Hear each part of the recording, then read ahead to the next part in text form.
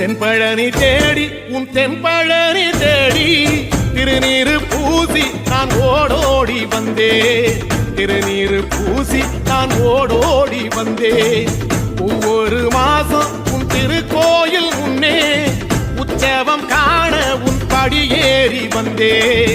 உற்சவம் காண உன் படியேறி வந்தேன். குமரேசா முருகேசா உனை தேடி வந்தேனே. அலங்காரம் அபிஷேகம் அழகாக கண்டேனே.